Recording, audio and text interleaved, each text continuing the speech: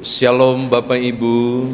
Seperti biasa dengan sukacita berilah salam kanan kiri muka belakang, katakan damai sejahtera bagimu, untuk berbagi sukacita di hari Minggu masa raya Adventus, Minggu Advent kedua atau Minggu Perdamaian. Lantai 3, 2 dan 1 penuh. PHMJ menambah menyewa kursi di bawah untuk lebih banyak menampung. Sepertinya harus sering perjamuan kudus supaya banyak yang hadir. Kalau saya mengajak Bapak Ibu untuk membaca Keluaran 15 bahkan sampai ayat yang ke 21 sekalipun, saya yakin Bapak Ibu membacanya biasa-biasa saja. Oh, Musa dan umat menyanyi. Oh, mereka memuji Tuhan. Tapi sebentar saya berharap nyanyian Musa ini menjadi nyanyian yang wow, mereka bernyanyi. Bukan cuma oh mereka bernyanyi, tapi wow, mereka bernyanyi. Dan kemudian syair-syairnya saudara bisa menambahkan kata wow, wow, dan wow. Mengapa Bapak Ibu? Karena kita perlu mundur ke pasal sebelumnya. Paling tidak Bapak Ibu akan mundur di pasal 14. Mulai dari ayat yang ke-5, 6, dan 7, ketika saudara membaca itu, bagi saya ini wow yang pertama. Ya, wow, ada yang orang bilang wow di bawah. Kenapa? Firaun yang sadar bahwa orang Israel sudah keluar dari Mesir, dia pergi mengejar dengan dua kekuatan. Yang pertama 600 pasukan berkuda, lengkap dengan prajuritnya. Tapi jangan lupa ayat 7 itu harus dibaca juga ayat yang ke-6. Dia membawa serta rakyatnya. Jadi silakan bayangkan deru debunya, bunyi hentakan buminya, tentang 600 pasukan berkuda, tentang teriakan mereka. Bahkan rakyat Mesir pun ikut diajak untuk mengejar. Maka kalau saudara membayangkan situasi itu situasi yang sangat menegangkan. Di sisi yang lain Bapak Ibu jangan lupa bahwa ketika Israel lari dan dengar kejaran itu, di depan mereka ada laut Teberau. Maju kena, mundur kena. Ini kepanikan massal. Saya lihat mereka sangat panik. Itu Bapak Ibu dapat menemukannya di pasal 14 ayat 10. Ketika Firaun telah dekat, orang Israel menoleh dan tampaklah orang Mesir menyusul mereka, orang yang sangat ketakutan. Dan mereka berseru-seru, panik. Itu ributnya minta ampun. Bahkan kalau Bapak Ibu baca lebih jauh pasal 14 ayat 11 sampai 12, sepertinya terjadi chaos. Saya membayangkan ini terjadi chaos. Udah nggak ada lagi aturannya. Pokoknya semua sudah mengerikan. Ada yang tunggang langgang cari selamat sendiri. Bahkan ada yang bilang, Musa ngapain lu bawa kami kemari? Ayat 11 sampai 12. Cari kambing hitam, siapa yang tepat? Cuma satu, Musa. Lebih baik kami kerja paksa daripada harus mati di padang gurun ini. Ayat 11-12. Jadi Bapak Ibu bisa bayangkan, itu situasi yang mengerikan. Itu situasi yang sangat heboh waktu itu. Sekarang, dari semua debu dan deru itu, kekhawatiran dan ketakutan massal itu, tiba-tiba pada pasal 14 ayat 15 sampai 30, sesuatu yang dahsyat terjadi. Oleh karena Tuhan, Musa mengacungkan tongkatnya dan memukul laut itu. Saya senang karena sudah ada filmnya. Apa ya nama judul filmnya itu? Moses. Ada lagi yang terbaru, apa tuh judulnya itu? Prince of Egypt. Apapun itu ya. Divisualkan loh, tiba-tiba baru terbuka dengan gemuruhnya, kanan kiri terbuka luas dan kering.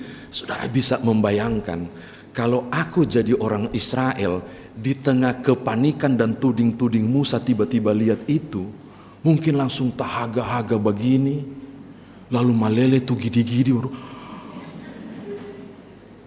Saudara harus bayangkan momen yang enak banget, kece banget deh itu. Wow. Lalu dengan santai Musa mengatakan, menyeberanglah. Bagi saya itu momen perubahan dahsyat dari ketakutan, kekhawatiran, kengerian menjadi rasa takjub. Dari situasi hancur, hilang pengharapan, menjadi kemenangan yang luar biasa. Maka tidak heran pas sampai di ujung, selesai menyeberang, saya tidak tahu, beberapa penafsir menyebut spontanitas, tiba-tiba kemudian Musa mengurai syair lagu. Dia mendaras, itu nyanyian Musa kalau di Perjanjian Lama dikenal juga dengan istilah Mazmurnya Musa. Dia bermazmur, saya tidak tahu kapan idenya dia tulis syair itu. Tapi saya sedang membayangkan dia sedang mengalami trans pada situasi yang dia melihat pekerjaan Almighty God luar biasa. Lalu tiba-tiba dia di antara kekaguman, rohnya menyala-nyala, pengharapannya berkobar, lalu mungkin dengan air mata dia menulis syair-syair itu. Lalu tiba-tiba dia mendaraskan sesuatu yang dahsyat. Dan saudara tahu, ketika Lembaga Alkitab Indonesia menulis cetaknya keluar dan ke dalam, itu berarti bukan Musa yang menyanyi. Musa cuma nyanyi bagian yang keluar, bagian dalam umat yang menyanyi. Saya tidak tahu kapan mereka fotokopi dan bagikan, saya tidak tahu.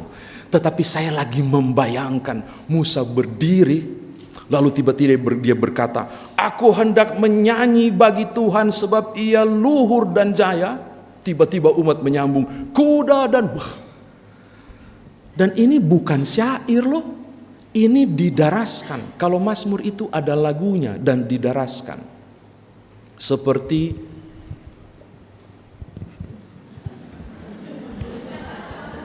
seperti itu. Kalau Bapak Ibu mau tahu tentang Mazmur tuh gitu. Ada lagunya tapi kita nggak tahu lagunya bagaimana.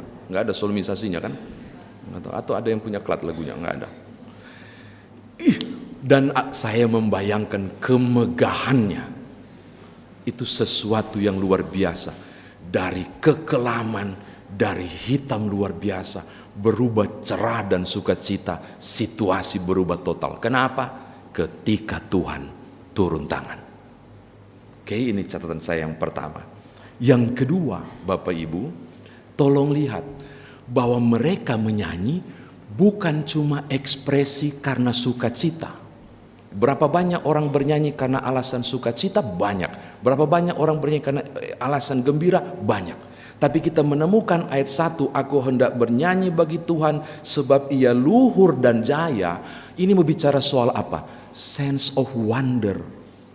Rasa kagum kepada Tuhan. Jadi Mazmur ini digubah bukan cuma ekspresi senang dan gembira karena berubah status, tapi Mazmur ini digubah untuk satu tujuan, supaya Tuhan ditinggikan dan dimuliakan. Cuma itu, dorang menyanyi untuk pengagungan dan pemuliaan. Mengapa Bapak Ibu? Catatan ketiga, karena mereka menganggap, saya punya catatannya Bapak Ibu, waduh, perubahannya sangat terjadi. Mereka menyebut tentang Tuhan itu bukan siapa-siapa. Tolong lihat ayat 31 pasal 14. Ketika orang Israel melihat betapa dahsyatnya tindakan Tuhan terhadap orang Mesir, takutlah bangsa itu kepada Tuhan, lalu mereka percaya kepada Tuhan dan mempercayai Musa hambanya. Bapak Ibu tangkap enggak? Nanti lihat laut Teberau, baru mereka percaya kepada Tuhan. Pertanyaan saya, kemana aja iman mereka waktu 10 tulah? Nggak ada. Nanti pas laut Teberau terbelah, baru mereka percaya kepada Tuhan dan mengakui Musa. Apa artinya? Tuhan membiarkan kami diperbudak. Itu pemahaman pertama. Tuhan membiarkan kami disiksa, itu pemahaman kedua barangkali. Allah itu bukan Allah yang hidup. Sebab dewa-dewa Mesir lebih berkuasa daripada Allah yang kami sembah dulu, dari bapa leluhur kami. Itu pemahaman mereka. Tapi ketika perubahan terjadi, ayat 31 berubah. Bapak Ibu temukan di pasal 15 ayat sampai 3. Mereka langsung bilang, Tuhan itu kekuatanku, Tuhan itu keselamatanku, Tuhan itu adalah Allahku, Tuhan itu adalah pahlawanku. Berubah pemahaman. Apa maksudnya? Ternyata nyanyian ini, nyanyian Musa ini, kasihan, bukan nyanyian ekspresi sukacita doang, bukan cuma pengagungan dan penyembahan dan meninggikan Tuhan, tapi mazmur atau pujian yang dinyanyikan oleh Musa ini mengandung pengajaran. Siapakah Tuhan? Mereka rinci. Ia adalah kekuatanku, Ia adalah keselamatanku, Ia adalah Allahku, Allah nenek moyangku, Ia adalah pahlawanku. Silakan baca ayat 1 sampai 3. Ia adalah Allah yang menyediakan, Jehovah Rafa. Sampai ke situ loh. Isi pujian itu di dalamnya adalah pengajaran. Jadi poin ketiga bilang begini, ketika Musa mengubah lagu ini menjadi sebuah pengajaran. Bukan cuma simbol sukacita, bukan cuma hanya pengagungan. Saya kira demikian firman Tuhan ditafsirkan bagi kita. Ini boleh panjang-panjang karena kita ada perjamuan.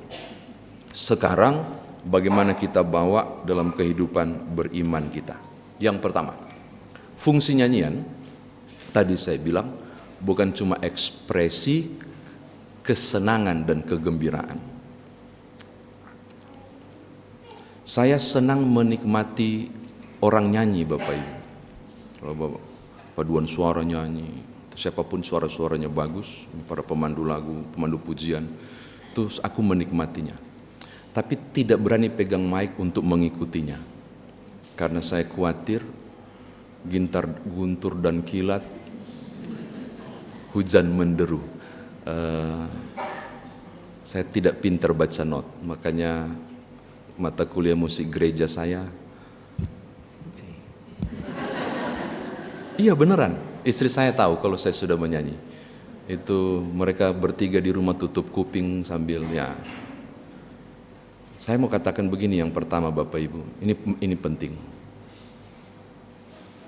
Seorang yang bernyanyi, mengagungkan Tuhan, memuji nama Tuhan, kalau cuma lahir dari ekspresi kesenangan, maka orang akan enggan untuk memuji Tuhan di saat kesusahan. Ini kejadian di teks kita. Tapi kalau ekspresi itu karena pengagungan, maka di situasi dan kondisi apapun dia bisa untuk bernyanyi. Karena dia punya cara untuk melihat bagaimana Tuhan bekerja di saat badai maupun ketika tidak ada badai. Orang memuji dan mengagungkan Tuhan mestinya terjadi di situasi yang tidak sama pun. Saat engkau senang, saat engkau susah. Saya kira saudara mengenal tokoh yang luar biasa, John Newton, yang lahir tahun 1725 dan 1807. Masa mudanya hancur dan kacau balau, ini kisah nyata. Dia direkrut dalam ketentaraan, setelah selesai ikatan dinas, dia terlibat pada perdagangan budak. Mabuk-mabukan, kehidupannya hancur, luar biasa. Sampai satu ketika mau mengantar budak untuk jual beli, saudara tahu, dia dihantam badai di kapal. Itu tervisualkan dengan hal yang mengerikan. Semua barang sudah dibuang, hampir dia. Yang dia ingat cuma satu, saya mati. Lalu flashback ke belakang tentang semua dosa-dosa yang dia lakukan. Berbagai model bentuk persinahan, kemabukan, penghancuran kepada orang lain, semua keburukan dunia itu tervisualkan di sini. Di dalam kegentingan itulah dia berlutut sambil oleng dan goyang dan bilang, Tuhan ampunilah aku, selamatkanlah aku, ubahlah hidupku, beri aku kesempatan untuk tanggung jawab itu. Sudah tahu, Titik balik iman John Newton itu ada di momen peristiwa mengerikan itu. Sampai dia selamat. Saya baca di bibliografinya, kemudian dia sekolah teologi, lalu menjadi seorang diaken, lalu kemudian menjadi seorang pelayan Tuhan full time, seorang pendeta. Dan mengenang semua karya keselamatan yang dia terima itu, pertobatan yang Tuhan izinkan, hidup baru yang Tuhan buat. Dia menulis satu syair. Saudara pasti pernah mendengar. Dia bilang begini, ajaib benar anugerah.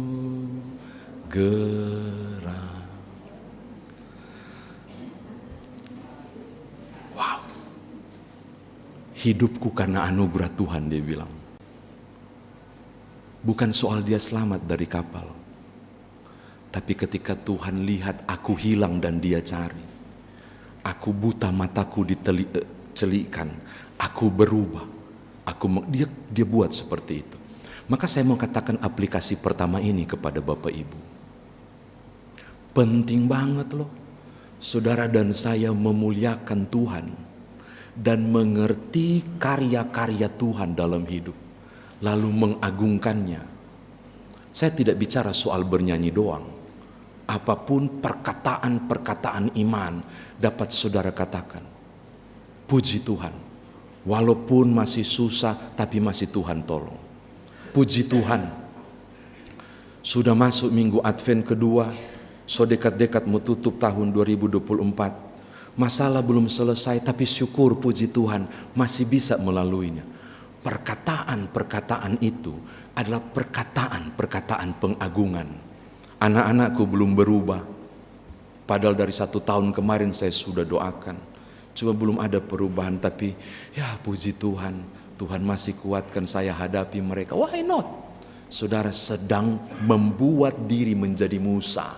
Yang bukan cuma berekspresi gembira, tapi sedang mengagungkan Tuhan. Amin. Maka yang kedua saya mau katakan di minggu Advent kedua atau minggu perdamaian ini, firman Tuhan mau memulai dengan hal yang penting. Marilah mulai dengan pujian dan pengagungan. Karena Tuhan telah berkenan hadir berdamai dengan Bapak Ibu. Berdamai ya dengan Bapak Ibu, bukan saya berdamai dengan Tuhan, tak putar. Tuhan yang berdamai dengan Bapak Ibu. Minggu Advent adalah minggu keyakinan kita menanti kedatangan Tuhan kembali. Pada minggu kedua ini perdamaian sudah dilakukan. Maka orang harusnya mengagungkan dan memuliakan Allah. Terakhir yang ketiga, jadilah tiap pujian Bapak Ibu sebuah pengajaran. Berapa banyak dari Bapak Ibu yang memiliki kehidupan doa atau kehidupan pujian yang teratur? Kalau orang Ambon itu umumnya hari Sabtu, dia kasih nama kunci usbu. Di pastori kami menerapkannya, tapi banyak bolongnya. Ya, karena beberapa kesempatan saya tidak ada di tempat. Pas pulang, dorang so tidur. Tadi malam kunci usbu cuma berdua. Anak-anak sudah di kamar masing-masing, kondisi yang tidak memungkinkan.